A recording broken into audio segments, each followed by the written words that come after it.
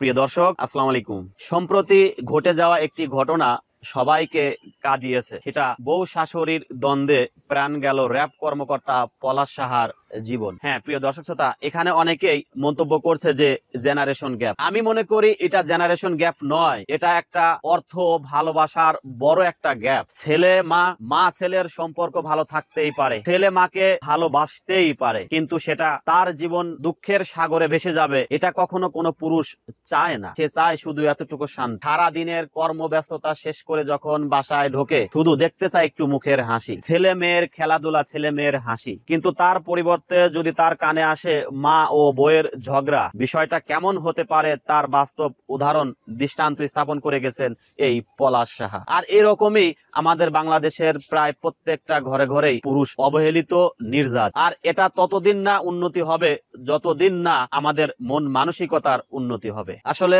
আমরা দাঁত থাকতে দাঁতের মর্ম বুঝি না, এটাই বাস্তব। পলাশ সাহার স্ত্রী বুঝছে আমি কি হারালাম, আমার কি ছিল, আর এখন আমার কি হলো। বাংলাদেশের প্রত্যেকটা নারীর এই বিষয়গুলো একটু অনুধাবন করা প্রয়োজন, তাহলেই হয়তোবা পরবর্তী প্রজন্ম যারা আসবে তারা একটু ভালো থাকে। আর এই মন মানসিকতার উন্নতি যদি না হয়, এখন আমরা যা দেখছি, মেয়ে বাবাকে খুন করছে, বউ শাশুড়ির দ্বন্দ্বে প্রাণ গেল স্বামীর, বাবা দ্বারা ছেলেকে হত্যা করা হচ্ছে, এর চেয়ে বড় বড় ভয়াবহ দুর্ঘটনা ঘটবে আমার আপনার সাথে। অতএব আপনারা আপনাদের সন্তানের দিকে খেয়াল রাখুন, নিজের পরিবারকে দেখ, না হলে অন্যত্র চলে যান, তবুও আত্মহত্যা নামক যে মহাপাপ, এটা কখনোই করবেন না।